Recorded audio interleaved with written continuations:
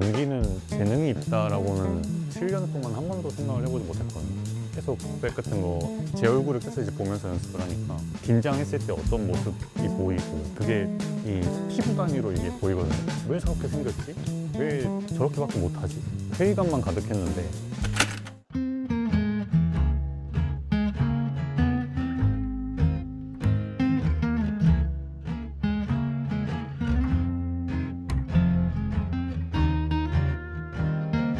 안녕하세요. 저는 팟캐스트 우리의 다음 날을 진행하고 있는 뮤지션 버둥이라고 합니다. 팟캐스트 우리의 다음 날은 다양한 사람들이 다음 날을 더 잘 살아가기 위해서 만드는 리추얼을 기반으로 이야기를 나누고 있는데요. 오늘 이야기 나눌 주제는 작품이 릴리즈된 다음 날입니다. 저도 작품을 만드는 사람으로서 처음에는 작품이 릴리즈가 되고 이제 끝이다라고 생각을 했던 것 같아요. 네, 그렇지만 작품은 사실 릴리즈가 된 다음부터 시작이라는 걸 깨닫고는 에너지 분배도 조금 다르게 하고 작품을 작업하면서도 조금 더 다른 마음을 가졌던 것 같습니다. 그래서 뮤지션 말고 다른 일을 하시는 분들은 어떤 식으로 작품이 릴리즈된 다음 날을 보내는지 이야기 나누고 싶어서 오늘 게스트로 배우 겸 감독이신 여동윤님을 모셨습니다. 안녕하세요. 자기소개 부탁드립니다. 네. 안녕하세요. 저는 배우 7년 동안 배우로 활동을 했었고 지금은 잠깐 배우 나아감을 멈추고 연구 이쪽 산업에 대한 연구를 하고 그리고 시나리오를 쓰고 있는 여동윤이라고 합니다. 반갑습니다. 반갑습니다. 그러니까요. 시나리오를 이제는 쓰시네요. 저희 처음에 친구로 알게 됐을 때는 그때는 막 일러스트 작품도 하시고 배우 일도 되게 열심히 하셨던 것 같고 뭔가 배우 일 말고 다른 방향으로 눈을 돌리게 된 어떤 계기가 있으셨나요? 배우를 전 여전히 이제 너무 하고 싶은데 하면서 처음부터 너무 깊은 얘기를 갑자기 제가 꺼내게 되는 게 아닐까라는 생각이 드는데 배우를 더 사실상 더 하고 싶어서 이런 일을 하게 된 것 같아요. 배우라는 일을 이제 하려다 보면은 그동안은 정말 좋아해서 부딪히는 그런 느낌이었다고 하면은 근데 지금은 좀 더 체계적으로 이런 꿈에 대한 어떤 단계별 계획을 세워야겠다라는 생각에서 좀 공부하는 선택과 집중하는 시기를 갖게 된 것 같습니다. 저도 저 혼자 기획도 하고 제작도 하고 하는 입장에서 모든 예술가가 다 그렇다고 생각을 하고 살았었어요. 얼마 전까지. 근데 되게 특이한 제 성향이었다는 걸 얼마 전에 알게 됐는데 사실 동현님이랑 저는 그런 면에서 되게 비슷한 점이 비슷했죠. 많은 예. 사람인 처음에. 것 같아요. 그래서 저는 어디를 가서 나는 음악을 진짜 사랑한다라고 말하기보다는 나는 표현하는 걸 멈추지 못하는 사람인 것 같아 라는 이야기를 더 많이 하게 되더라고요. 그래서 동현님도 어떻게 보면 배우가 아닌 다른 산업 쪽에도 관심을 가지시고 공부를 이어갈 수 있는 데는 뭔가 좀 좋아하는 일에 대한 분야가 좀 넓은 것 같은 느낌이 드는데 스스로 좀 정의를 내려 보신 적이 있으신가요? 관심사가 넓은 것 같아요.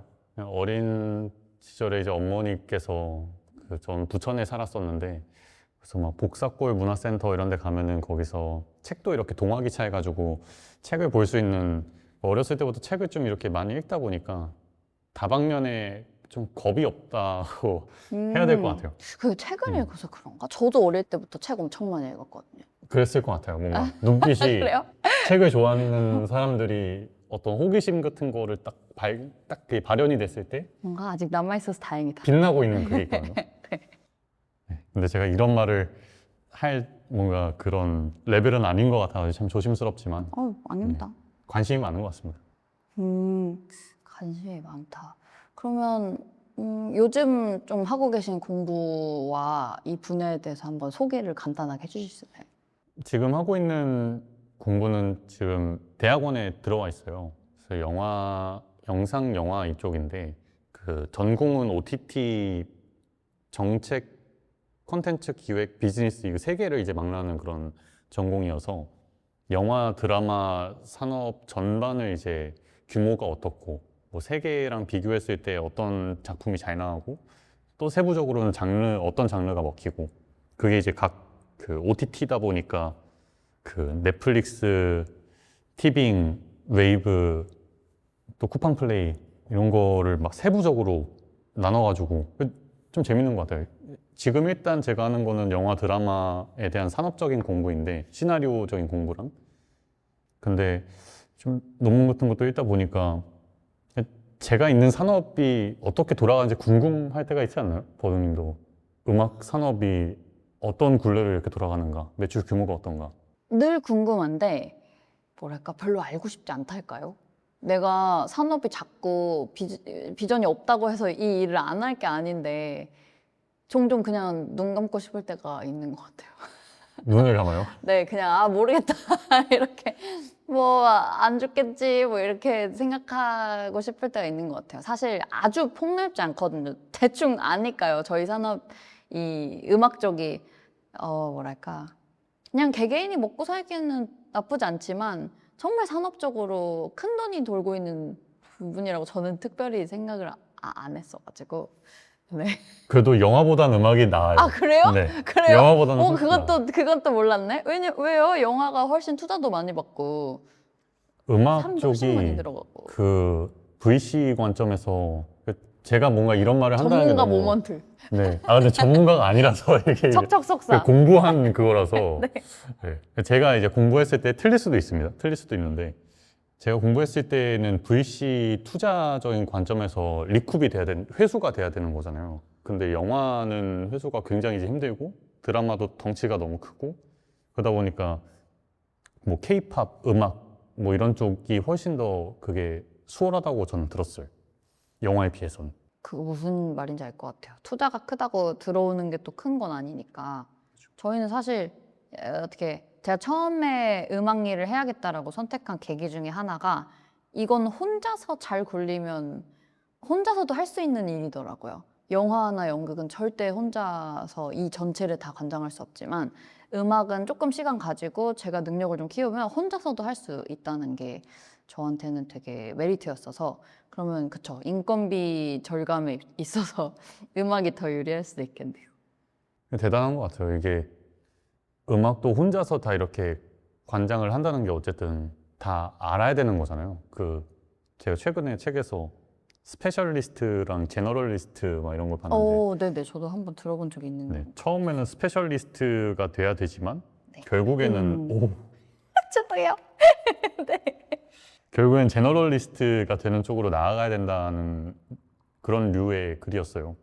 근데 버둥님이 말씀하시는 거는 굉장히 이제 힘든 그런 역사들을 동반을 해야 되기 때문에 대단하신 것 같습니다.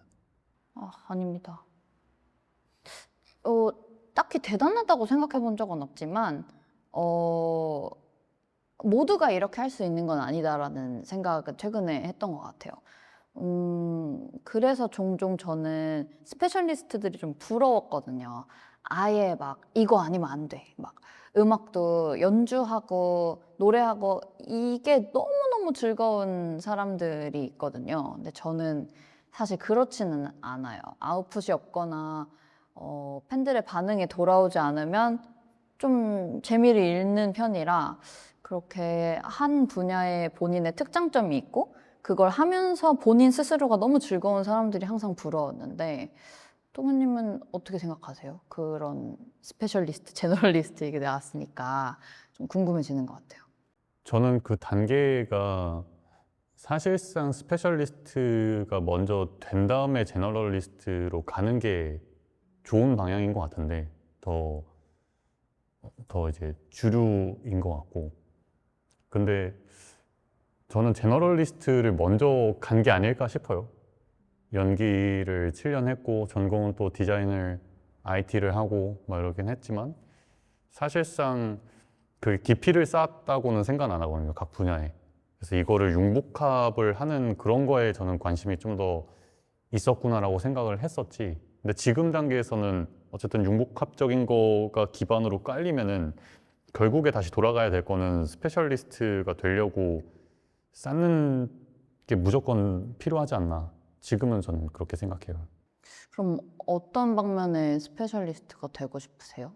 어떤 방면이라면 최종 목적지? 네, 약간 그런 맥락이랄까? 한 10년 뒤에 어떤 모습이 되고 싶은지 이런 10년 뒤? 맥락. 10년 뒤 나의 모습은? 네. 10년 뒤 나의 모습은 그런 거 생각하고 사는 편이세요? 아니면 딱히 별로 생각 특별히 안 하고 지내시나요? 근데 진짜 이건 약간 좀 개인적인 고민인데 네. 이 꿈을 옛날에는 꿈을 네. 되게 많이 꿨거든요. 그러니까 잠을 자면서 자면. 꾸는 꿈? 네. 네. 그러니까 그런 목적 같은 경우가 저는 꿈에서 많이 이게 나왔어요. 오, 네. 막 뭐 연기대상에서 상을 받는다든지 아, 신인상 꿈에서 막, 그런 예, 꿈을 예. 꾸셨어요? 우와. 아니면 촬영하는 뭔가 그런 꿈이라든가. 근데 요즘은 꿈을 안 꾸거든요. 근데 이게 뇌과학적으로는 나이가 들면 그렇다고 하더. 근데 어떠세요, 버동님? 아니, 저는 최근에 꿈 진짜 많이 꿔요. 오히려 아침에 일어나서 현실로 돌아오기 좀 어려울 정도로 깊게 꾸거든요.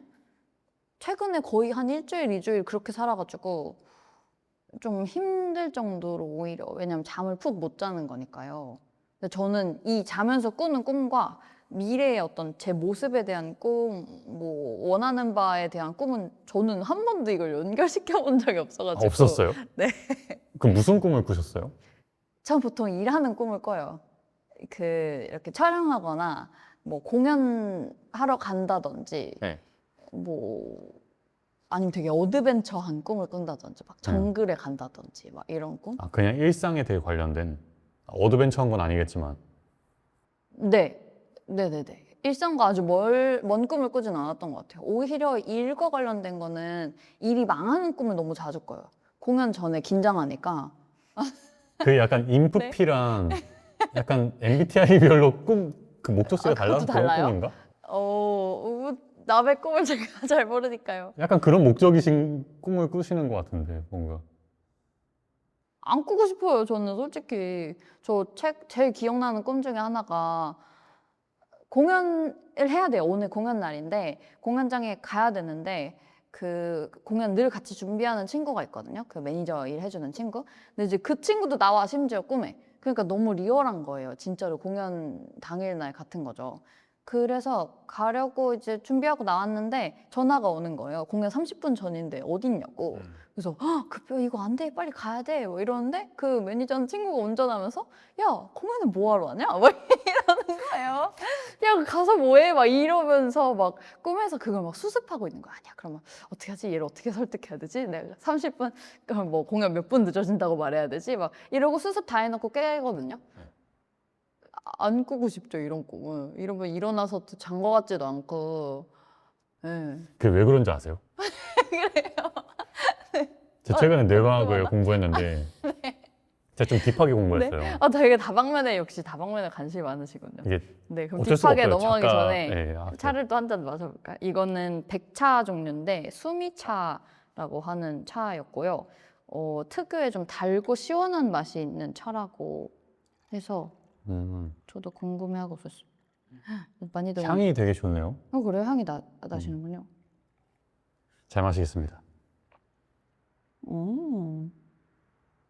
네. 좋네요. 왜 그런지 설명했어요.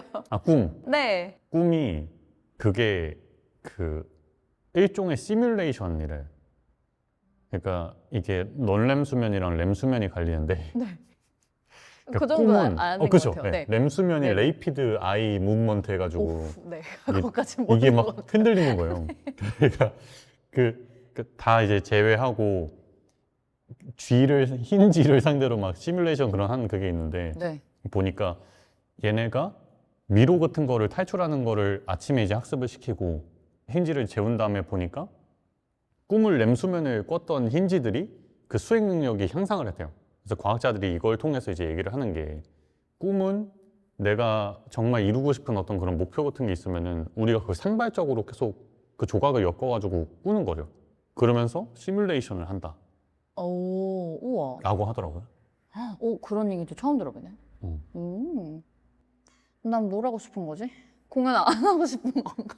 그때 그게 이제 버둥님의 좀 아, 내면에. 문제였던 거죠. 어. 해결하고 싶은 어. 아니면 불안이라든가 아닐 수도 있어요. 그냥 네. 네. 저는 뭔가 제가 스스로 컨트롤하지 못하는 거에 대해서 좀 여전히 미지수인 것 같아요. 어느 정도는 또 남한테 맡기기도 하고, 시간에 맡기기도 하고, 뭐 지금 당장 해결 보지 않아도 되는 여러 가지 인생의 질문이나 상황들이 있잖아요. 네. 근데 이거를 혼자 다 좀 컨트롤하고 싶어서 일에 좀 더 집착하고 일에서 좀 너무 많은 역할을 혼자 떠안는 거 아닐까? 막 꿈을 꾸고는 그런 생각을 많이 했었거든요. 꿈에서 아, 이런 종류의 부담감을 느끼는 꿈을 꾸고 나서 많이 생각했던 것 같아요. 왜 이런 힘든 꿈을 꾸지, 자꾸? 뭐가 불안한 거지? 어떤 걱정이 있지? 막 이런 돌아보는 행동들을 좀 많이 했었는데, 그 요즘 꿈을 안 꾸셔서 좀 걱정이 되시나요? 꿈을 꿨을 때가 이게 뇌과학적으로는 꿈을 꿨을 때가 좀 더 아, 수행 능력이 좋아지니까. 수행 능력도 수행 능력인데 감정적으로 뭔가 더 그 이런 상태라고 하더라고요. 근데 저는 나, 요즘은 연구나 공부를 좀 더 이제 중점적으로 하다 보니까 연기랑 먼 일을 하면 그때쯤부터 내가 꿈을 안 꾼 게 아닐까? 라는 생각이 드니까 뭔가 감정이 좀 덜어지는 건가? 약간 점점 이렇게? 그럼 안 되지 않나? 하는 생각이 드는 것 같아요. 그러면 영화 촬영하실 때는 어떠셨어요? 단편 영화를 촬영을 하셨잖아요, 감독으로. 네. 감독으로 하실 때는 꿈을 좀 많이 꾸셨나요? 감독으로 그때쯤부터였던 것 같아요. 안 꾸기 시작한 네, 게? 안 꾸기 시작한 오. 게 그때도 좀 꿨던 것 같은데 사실 꿈이 기억이 나진 않잖아요. 근데 그때쯤부터 뭔가 그런 것도 한번 얘기를 해보고 싶었어요. 이게 어쨌든 비슷한 그런 그 일의 영역, 일의 경험치가 좀 제너럴한 그런 거를 공유를 하고 계시니까 좀 같이 물어보고 싶었던 게 음악을 처음에 싱어송라이터로 진입을 하셨을 때는 제가 배우로 이렇게 진입을 했던 거랑 비슷하게 감정이 되게 중요했었던 시기였던 것 같거든요. 맞아요. 그거 감정이 어쨌든 다른 사람들의 어떤 마음을 좀 꿰뚫는 그런 직업인 거니까 저희는 공감을 최고로 우선 해야 되고 근데 아무래도 이제 PD나 저처럼 이 시나리오 작가라든가 좀 더 이성적인 관점에서 이거를 바라봐야 되는 그런 직업들은 뭔가 이거를 그냥 이분법적으로 이렇게 나눌 수는 없지만 좀 더 감정과 이성 중에 뭘 더 우선하느냐에 있는 것 같아요. 네, 그래서 그쵸. 이런 시기 두 개가 네. 이렇게 넘나들 때 음. 그 뭔가 각각의 차이라고 딱 인지를 하고 계시는 게 있는지 저는 음악을 직업으로 접근한 게 가장 컸던 것 같아요. 이 일을 직업으로 만들고 싶다라고 생각해서, 그냥 즐기거나 혹은 감정적인 영역에 더 기대서 작품을 만들 때랑 릴리즈 시키고 이후 이걸로 활동하는 거를, 조금 나눠서 생각할 수 있었달까요? 이게 뭐, 모든 예술가가 다 그런 걸 할 수 있는 건 아니지만 저는 오히려 이걸 명확하게 나눠서 내가 예술가로서는 얼마큼 할 수 있고 일종의 PD 역할로는 어떤 데 관심이 많고 어디까지 잘할 수 있는지를 두루두루 보는 게 또 재미 중에 하나였더라고요. 최근에 새삼 그렇게 느끼게 됐어요. 음, 그래도 기본적으로 에너지가 많이 부족하더라고요. 작품이 릴리즈 되고 나서 이걸 가지고 아티스트로서 활동할 에너지를 남겨둬야 되는데, 작품을 만드는 과정에서 PD 역할과 제작자 역할과 아티스트 역할을 다 하다 보니까 릴리즈 되고 나서는 그냥 쉬고 싶은 마음이 늘 아직까지 너무 커서 항상 고민이 많이 되는 것 같아요. 그렇죠. 내고 나서 에너지는, 시작인데. 예, 에너지는 다 유한하니까. 맞아요. 영화는 보통 릴리즈 하고 어떤 식으로 진행이 되나요? 다음 일정들이. 영화, 제가 이제 경험한 거는 단편 영화니까 그거를 통해서 말씀드리면은 포스트 프로덕션이라고 프리, 그다음에 프로덕션, 포스트 프로덕션 이렇게 나뉘는데 영화가 릴리즈 됐다고 하면 이제 포스트 프로덕션까지 이제 다 끝난 다음이거든요. 네. 그러니까 아예 단편 영화는 막 어디 수상해가지고 상영관에 걸리지 않으면 릴리즈 됐다라고는 이제 표현을 많이 안 하고, 네, 영화제 이제 돌린다. 그 이제 그 단계인 것 같은데 그 단계에서는 그냥 허무한 것 같아요. 저도. 오히려.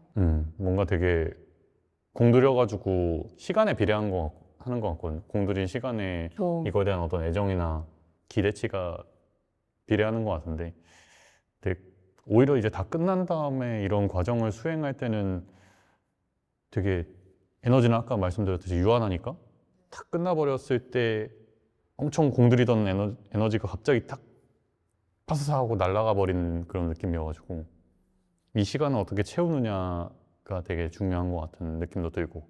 저는 늘 배우 직업을 가지신 분 혹은 영화 일을 하시는 분들이랑 이야기를 많이 하게 되는데 그게 어느 정도 이 두 산업이 좀 비슷하게 흘러가고 있지 않나. 이 관심사가 어느 정도 비슷해서 서로의 일에 더 관심을 많이 가지게 되는 거 아닌가라고 생각을 하게 되는데 역시나 조금 릴리즈 되고 나서의 허무함은 좀 더 비슷한 면이 있는 것 같아요. 그 작업하신 단편 영화에 대해서 간단하게 또 소개해 주실 수 있을까요?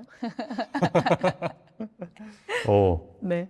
제가 4년 전에 촬영을 했고 3년 전에 그 해외 영화제에 좀 많이 이렇게 내보냈었던 영화가 하나 있는데 블루박스라고, 이 영화는 약간 판타지 장르라고 보시면 될 것 같아요. 판타지랑 드라마.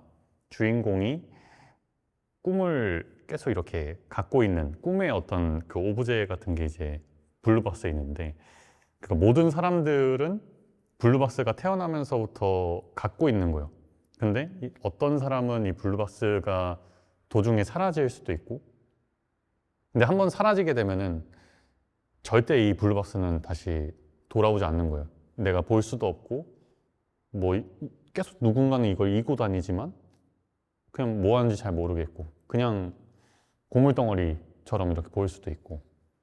근데 어느 날 이제 그런 거를 잊고 살던 어떤 남자 캐릭터가 나오는데 그 친구가 블루박스가 없는 줄 알았는데 세상에 없는 줄 알고 그냥 이식하지 못하고 있다가 그거를 이제 이 여주인공이 지고 다니는 거를 발견하게 된 거죠. 이 둘이 이제 차 사고를 통해서 만나게 되는데 그렇게 해서 벌어지는 이야기입니다.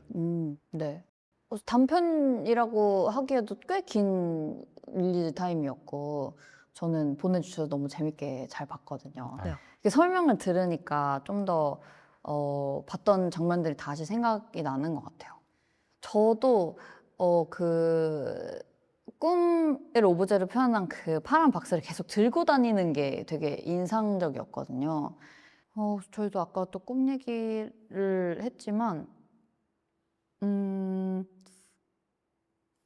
생각보다 인생과 작품이 릴리즈 되거나 어떤 활동이 끝난다고 딱 마무리가 되는 것도 아니고 마무리를 하고 오히려 거기서 결과가 좋았을 때 다음 작품을 하기에도 약간 부담감이 들기도 하고 그래서 결국은 내가 어떤 이야기를 하고 싶은지 혹은 이 일을 진행하는 과정에서 어떤 즐거움을 느끼는지가 되게 오히려 그쪽에 더 포커스를 맞춰야겠다라는 생각을 많이 하게 되더라고요.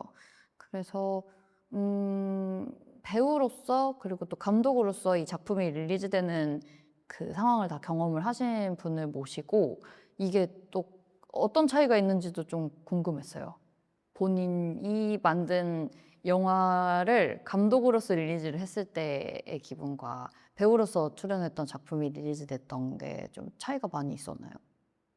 배우를 했을 때는 릴리즈 공들인 시간에 비례하는 것 같아요. 아, 확실히 배우를 했을 때 그 시간을 들이는 거랑 오디션부터 해서 이게 정말 됐다는 결과를 받고 리딩을 거쳐서 촬영까지 이제 했을 때 그 시간과 뭔가 내 시나리오를 써서 이게 투자가 받을 수 있을까 없을까도 모르는 그 시간을 이제 할애를 해서 결국 투자가 되고 그럼 이제 감독이면 컨트롤 타워로서 이거를 쭉 팀원들을 모으고 이제 해야 되는데 그게 굉장히 지난하잖아요.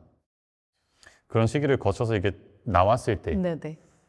분명히 내가 처음에 기대했던 모습과 분명히 다르고 근데 그런 면에서는 뭐 그런 면에서 오는 확실한 어떤 뿌듯함도 있지만 또 뭔가 정신적인 어떤 행복감은 배우로서가 좀 더 많았던 것 같기도 하고 저는 내가 오히려 예술가보다 연출이나 기획에 더 관심이 있나라고 느꼈던 게 아까 말씀하신 그 팀을 꾸리는 그 지난한 과정이라는 게 있잖아요. 근데 저는 그 팀을 꾸리는 지난한 과정을 거쳐서 제가 생각하기에 이 작품에 딱 맞는 팀을 꾸리면 그게 너무너무 즐겁고 행복하죠. 어벤져스처럼 네. 네. 아, 이 조합은 나 말고 아무도, 내 음악 말고는 아무도 이 조합이랑 어울리지 않아. 나는 딱 내가 표현하려는 거를 다 잘 이해하고 서로의 시너지가 나는 팀을 딱 만들었다라고 느끼는 순간이 너무 좋더라고요. 그때 오히려 나는 연출이 나을 수도? 막 이런 어, 생각을 하기도 했었단 말이죠. 어, 그래서 해보셨잖아요. 어떤 걸요? 뮤직비디오요. 아, 네, 뮤직비디오도 감독님이 계셨고 아, 그 감독님을 골랐을 때, 저는 아직도 그 칼 뮤직비디오 작업했던 감독님과 저희 그 음원 해주셨던 PD님과 그때 살짝 돌아있던 나의 그 시절의 이 세 명의 조합이 나의 것. 너무 네. 너무 아직도 좋아요. 어떻게 그 딱 그 시기에 각자 다른 나이임에도 불구하고 비슷한 정도로 돌아있었는지에 대한 그 얘기를 가끔 만나면 또 해요. 그 조합으로 정규 2집 영상, 라이브 영상 했었거든요. 근데 또 그때 같은 와일드함이 잘 안 나오더라고요. 이게 또 그때 당시 어떤 그런 결이 맞는 사람일지라도 그 시기상으로 내 모든 거를 이제 투여하고 싶은 그런 마음이 딱 합치한 거잖아요. 네, 그게 근데 진짜 힘든 건데. 제 주제와 이야기하려는 바에 관심을 가져주고, 그리고 이분이 예를 들면 저희는 뭐 편곡자가 있고 믹스 엔지니어가 있고 이러면 이 편곡자가 믹스 이런 방향으로 하면 좋겠다라고 생각해서 악기 편성을 해놨는데 이걸 또 찰떡같이 이해하는 믹스 엔지니어가 그걸 또 싹 살려서 작업해주면 진짜 좋거든요. 아, 쉽지 않죠. 응. 저는 그 조합을 만드는 걸 되게 좋아하는 편이라 과정은 지난해도 그 딱 추려지는 순간 너무 행복하더라고요. 아주 좋은 인재네요. 음악 감독으로서. 아, 그래요? 네. 음악 감독은 오히려 되게 부분으로 딱 들어가서 그 부품 역할을 딱 해줘야 되는데. 그죠. 이게 또 크게 보면 음악 감독이 부품이지만 그쵸, 또 그 음악. 부품 잠시만요. 이거 안 들어가죠. 그건 제가 부품이랑 했으니까. 제가 안 괜찮을 했어요. 네. 음악 감독님이 이렇게 계시고 그 다음에 음악 감독님이 또 같이 일하는 어떤 팀이 팀을 짜니까. 있을 수도 있고 하니까 그런 경험들이 사실 중요한 거잖아요. 같이 꾸려가지고 이 친구한테 이 장점이 있으니까 내가 이런 거를 부탁하면 되겠다. 근데 그게 이제 크게 봤을 때는 이렇게 되는 거죠. 저 그런 멘트도 되게 잘해요. 이건 너가 꼭 해야 돼. 막 이런 거. 너 말고는 이렇게 잘 해줄 사람은 구할 수는 없을 것 같아요. 이 그런 작품에는 말을- 정말 너랑 하고 싶어. 막 이런. 반대로 버둥님은 보통 어떻게 간택되길 원하세요? 너무 의도가 다분했나? 아, 그래요? 지금 말을 잘해야 되는구나. 전 재밌는 일이라고 느끼는 게 되게 중요한 것 같아요. 페이를 많이 주거나 페이를 많이 주시면 그 이제 고려를 하기 시작하죠. 이게 정말 그 돈값에 맞는 일인가에 대해서도 생각을 하지만 그런 걸 제외하고는 이거는 말 그대로 아까 말씀드린 것처럼 이 기획자 이런 생각을 할 수 있는 기획자가 어디에도 없을 것 같을 때 같이 작업하는 게 되게 그냥 한 번에 수락하게 되더라고요. 이런 시나리오 혹은 뭐 이런 멤버 조합. 저희도 공연에 막 아티스트를 모아서 하기도 하니까 이 아티스트를 만나려면 내가 이 기획자랑 이렇게 공연하는 게 되게 좋은 기회인데? 라고 생각하면 거뜬하게 하게 되는 것 같아요. 어떤 비전 이런 거네요. 또 이 친구랑 사람을 좀 더 보는 느낌이에요. 네네, 과정이 즐거우면 너무 좋아요. 점점 또 느끼시지 않나요? 나이를 먹을수록 그 즐거운 일이 잘 없어진달까요? 어, 처음 하는 일이 다 즐거울 땐 좀 지났으니까 내가 진짜 일하면서 즐겁게 나를 만들어줄 수 있는 사람이라면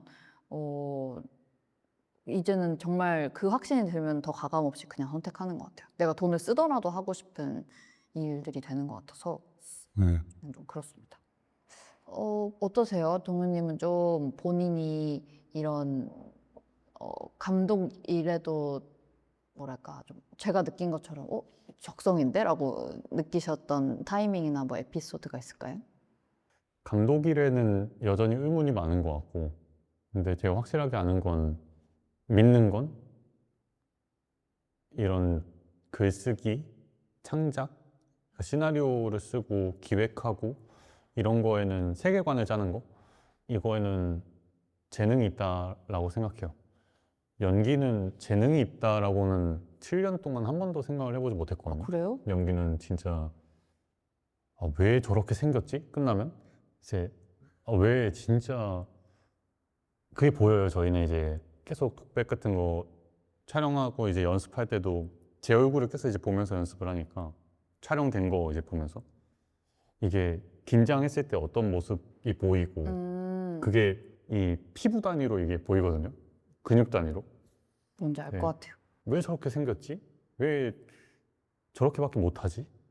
회의감만 가득했는데 근데 글쓰기는 또 방면이 달라서 그런가 좀 그런 자부심은 있는 것 같아요. 좋습니다. 저도 비슷한 경험을 하는 것 같아요. 녹음해놓고 들어보면 다들 막, 좋은데? 잘하는데? 라고 해도 제가 듣기에 긴장해서 부른 트랙과 조금 풀리고 들은 트랙, 조금 풀리고 나서 다시 불러놓은 트랙은 확연히 차이가 있어요. 그 자기는 알죠. 네. 네. 그래서 저도 그런 생각해요. 여기 왜 이렇게 해놨지? 콘서트 때 네. 오히려 더 그럴 것 같은데. 오히려 그게 더- 라이브는 그냥 흘러가게 두는 것 같아요. 라이브니까요. 근데 녹음은 이게 딱 그 녹음이 돼서 영원히 남는다고 생각하니까 최선을 다할 수 있는, 그리고 또 기회가 많잖아요. 다시 가도 되고, 다시 가도 되고.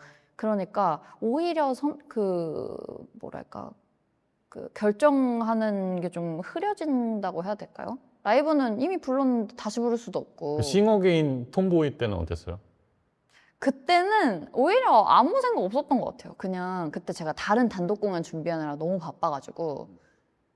그래요? 네. 이거 근데 단독 가니까 아니에요, 이거? 그 단독 공연 준비하느라 바쁜 게 왜 바쁘신지 아실걸요? 그 막 공연장 대관하고 뭐 합주실 잡고 막 이런 다른 일 때문에 너무 바빠서 너무너무 힘들었는데 싱어게인은 가자마자 그냥 저 노래만 하면 되는 거예요. 메이크업도 해주고 막 그냥 옷만 잘 챙겨 입고 가면 되니까 내가 노래만 해도 된다는 사실이 너무 행복한 거예요. 밖에서 공연할 때는 막 대관도 해야 되고 뭐도 해야 되고 근데 여기는 다 자리 깔아주고 난 노래만 하면 된다고? 막 이게 너무 좋아서 그때 오히려 그 감정을 되게 살려서 들어갔었어요. 나는 지금 노래만 할 수 있는 게 너무 행복하다. 그래서 아마 그게 또 좀 잘 보이지 않았나라고 생각은 합니다.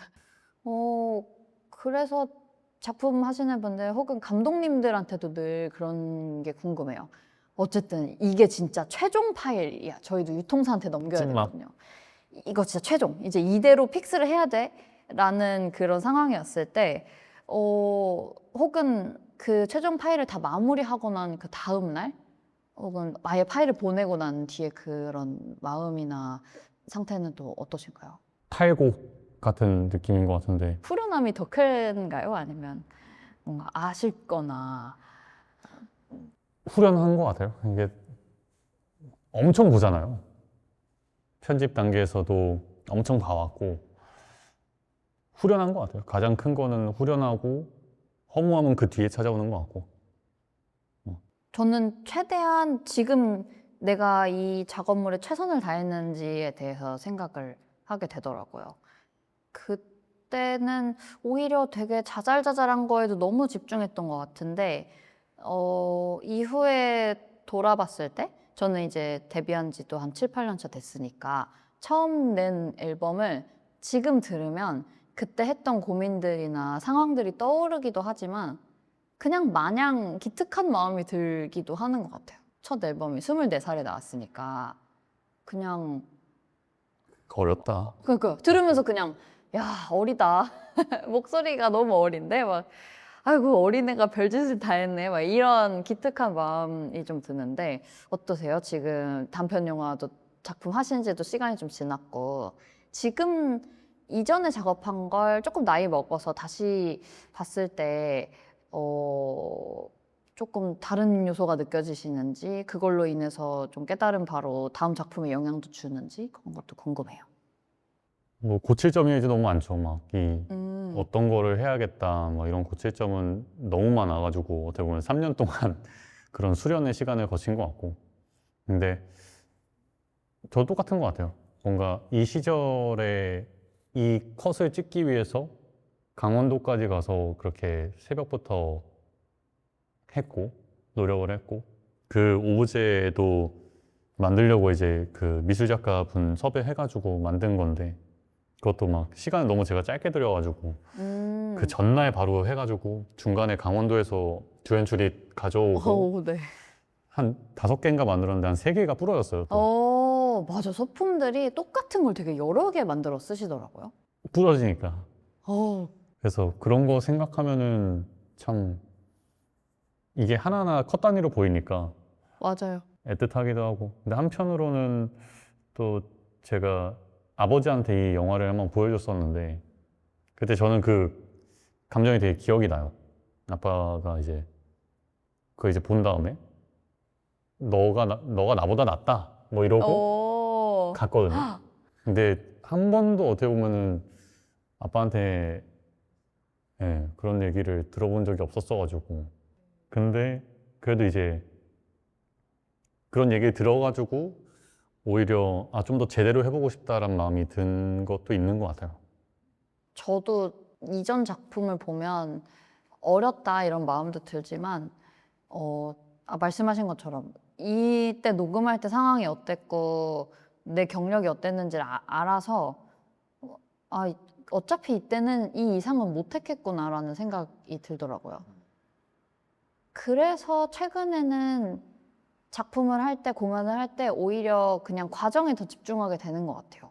이후에 보면 지금 되게 작은 요소, 내가 되게 집중하고 있는 이게 한 2, 3년 지나면 막상 별게 아닌데 그러면 내가 지금 이 순간을 좀 더 즐겁게 할 수 있는 요소에다가 뭐 돈을 더 투자를 하던지 시간을 좀 더 투자를 하던지 그런 방향으로 맞추는 게 좋겠는데? 라는 생각을 또 많이 하게 됩니다. 저한테는 최근에 좀 그렇게 바뀌었어요. 이전 작품이 저한테 다시 다가오기 시작하면서. 어쨌든 뭔가 내가 계획했던 거에서 어느 정도의 그 기준, 그 허용치를 딱 아니까 그래서 뭐 이거에 대한 더 기대감으로 돈을 더 이렇게 쓴다기보다는 차라리 이거보다는 내가 더 재미를 느낄 수 있는 쪽에 더 투자를 네. 한다. 그래서 검토를 할 때 오히려 하루 이틀 정도는 떨어져 있다가 다시 보기도 하는 것 같아요. 이게 진짜로 이렇게 중요한 문제인가? 저희는 막상 늘 진짜 비싸고 좋은 스피커 있는 스튜디오에서 믹스하고 마지막 최종을 에어팟으로 할 때도 많아요. 사람들은 다 이걸로 들으니까. 사람들이 다 좋은 스피커를 쓰지 않잖아요. 그러면 내가 예산이 한정돼 있고 시간이 한정돼 있으면 굳이 사람들이 전혀 느끼지 못하는 어쨌든 대중을 대상으로 나가는 거니까 여기에다가 몇십만 원, 몇백만 원을 무리해서 투자할 필요가 있는지를 돌아볼 때 잘 그런 기준도 있는 것 같아요. 내가 지금 정말로 이걸 수정하는데 비용과 시간을 투자하는 게 이 과정상에서 나한테 즐거움을 주거나 필요한 것만 하고 그게 아니라 그래도 이 정도는 해야지 혹은 뭐 남들은 다 이렇게 하니까 이런 기준에다가 그렇게까지 큰 투자는 이제는 뭐 이전엔 돈이 없어서 못했지만 이제는 조금 더 고려하게 되는 요소가 되더라고요. 그게 이제 경험으로 아니까 그렇게 되는 것 같아요. 네, 그래서 저는 나이 먹는 게 참 좋아요. 아직 먹었다고 말하긴 좀 어린 것 같긴 한데 한 살 한 살 경험이 쌓일수록 훨씬 다양하게 보이고 이렇게 막 싱글을 내거나 데뷔 앨범 할 때는 되게 비장했거든요. 막 이제 힘들어하고. 이제부터 시작이야 막 이런 마음이었는데 지금은 이번 앨범 좀 밖에서 보기에 좀 망한 것 같아도 뭐 다음 거 잘 내면 이것도 일종의 서사거든요. 그렇죠. 오, 네. 스토리텔링적으로. 전 앨범이 약간 이런 것 때문에 아쉬웠지만 이걸 딛고 이렇게 해가지고 다음 앨범이 이렇게 됐다든지 막 이렇게 가면 또 결국엔 그냥 이야기거리가 되니까 너무 무리하지도 뭐 너무 마음 쓰지도 않고 그냥 내가 즐겁게 내가 원하는 바에 더 부합하는 방향으로 항상 일을 끌고 가려고 노력을 많이 했던 것 같아요. 저는 고등학교 한 2학년 때부터 기타를 쳤는데 막상 이제 30살이 됐는데도 처음 기타를 쳤을 때와 어떤 능숙함의 차이만 나지 스킬적으로 아주 많이 나아졌다는 생각이 안 드는 거예요. 그래서 작업물이라든지 우리가 이제 학생이 아니고 이걸로 일을 시작하게 되면 막상 큰 변화가 없구나라는 걸 최근에 느끼고 더 나아가고 전문성을 갖추려면 작정하고 노력해야 요만큼씩이라도 변하는구나를 맞아요. 느끼게 됐어요. 밖으로 보기에 특별히 문제 없어 보이면 그냥 그대로 굳어요. 그냥 그대로 하더라고요. 근데 나이는 계속 먹으니까 20대 초반에 그렇게 하면은 잘하는 건데 30대, 40대 돼서도 그렇게 하고 있으면 이게 잘하는 게 아니니까 그렇죠. 이제 오래 넘어오면서 그 긴장감을 한번 확 느끼는 계기가 있었어서 저도 좀 더 공감하게 되는 얘기네요. 그렇게 굳혀지면은 점점 남들도 알아가는 것 같아요. 처음엔 몰라도. 그게 네. 그래서 제가 연차 쌓이는 거에서 조금 더 겁을 먹는 것 같아요. 항상 그 데뷔 날짜가 돌아오면 한 번씩 생각해보고 1년 동안 뭐 했나? 음, 이 연차에 걸맞는 아티스트가 되고 있는가? 이런 생각을 한 번씩은 돌아보고 더 필요한 게 있다면 항상 더 좀 보완하려고 노력하고 신경 쓰는 것 같습니다. 그래서 그거를 되게 기록을 어떻게 하세요? 제일 좋은 건 꾸준히 작품을 하는 건 것 같아요. 그거 자체가 기록이니까. 음, 계속해서 작업을 하고 공연을 하고 이게 가장 단편적인 건데 최근에는 좀 제 감상에 대해서 적으려고 하는 것 같아요. 객관적인 것과 주관적인 기록이 둘 다 있어야 이후에 돌아볼 때 좋은 것 같아서 음. 일기처럼 좀 쓰려고 하는 것도 있고요. 저도 글을 많이 쓰려고 하는데 어, 글쓰기의 가장 어려운 점 왜 웃으시죠?